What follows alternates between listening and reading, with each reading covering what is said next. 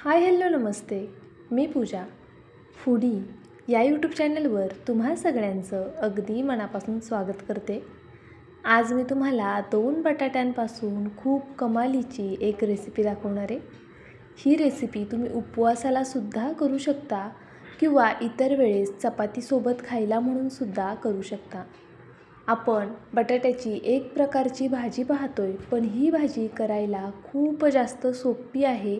त्याचबरोबर अगदी कमीत कमी साहित्यात तयार होणारी आहे आणि मला तरी वाटतं यापूर्वी तुम्ही कदाचित ही भाजी कधी केलीही नसेल. खूप वेगळी पद्धत आहे, झटपट होणारी आहे. त्यामुळे व्हिडिओ नक्कीच शेवटपर्यंत पहा. नवीन असाल तर सबस्क्राईब करून घ्या आणि अजूनही चॅनलला लाईक केलं नसेल, व्हिडिओला लाईक केलं नसेल तर लाईक करा, चॅनलला सबस्क्राईब करा, सोबतचं बेल आयकॉन प्रेस करा, जेणेकरून माझ्या व्हिडिओचं नोटिफिकेशन सगळ्यात आधी तुम्हाला येईल. आणि हां, तुम्ही माझा हा व्हिडिओ कुठून पाहताय ते सुद्धा नक्कीच कमेंट करून कळवा, कारण मलासुद्धा तुमचे आभार मानता येतील. बघा, या रेसिपीसाठी मी 2 बटाटे घेतले आहेत. आता ही मी 2 जणांसाठी भाजी करते आहे, तर तुम्ही 2 बटाटे घेऊ शकता. एक मी तुम्हाला अंदाज सांगितला, मग तुम्हाला किती जणांसाठी भाजी करायची आहे तितके तुम्ही बटाटे घेऊ शकता. उकडलेले नाही आहेत हे बटाटे आणि ह्याची मी साल काढून घेतली आहे. बघा, आता अशी जी किसणी येते ना आपली खोबरं किसायची, त्याने आपल्याला हा बटाटा किसून घ्यायचा आहे.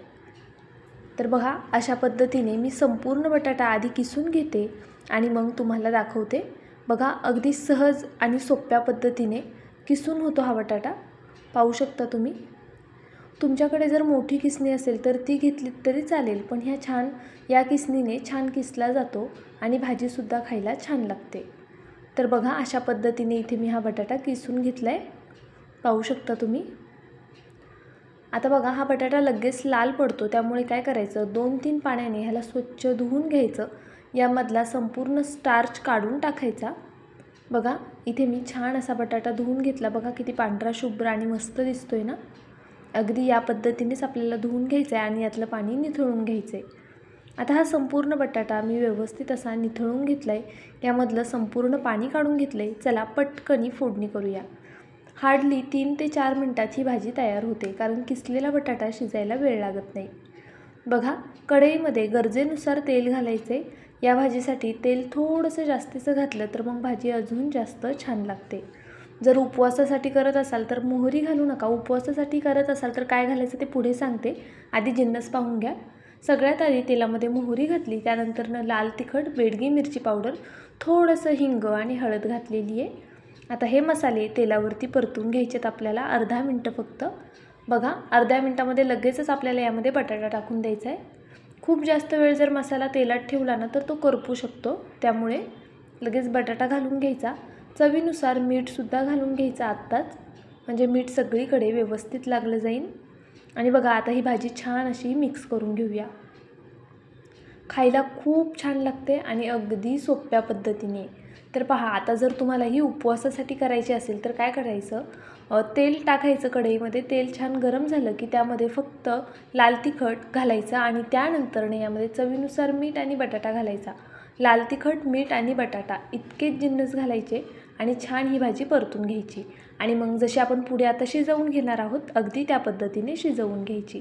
बघा, छान मिक्स करून झालेली आहे. आता आपण झाकण ठेवूया आणि एक वाफ काढून घेऊया. भाजी शिजायला वेळ लागणार नाही अजिबात, कारण की आपण जो किस पाडला आहे तो अगदी बारीक आहे. पाहू शकता तुम्ही. इथे मी छान अशी वाफ काढून घेतली. अगदी 2 ते 3 मिनटात भाजी आरामात शिजली जाते. बारीक गॅसवरच मी इथे वाफ काढून घेतली होती. पाहू शकता तुम्ही. मस्त अशी ही बटाट्याची भाजी झालेली आहे.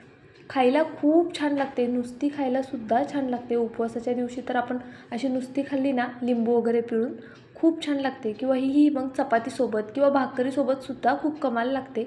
वरण भातासोबत किंवा पांढऱ्या भातामध्ये नुसती ही भाजी मिक्स करून घेतलीत ना तरीसुद्धा मस्त लागते. तुम्हाला माझी ही झटपट रेसिपी आवडली असेल तर नक्कीच व्हिडिओला एक लाईक करा. नवीन असाल सबस्क्राईब करा.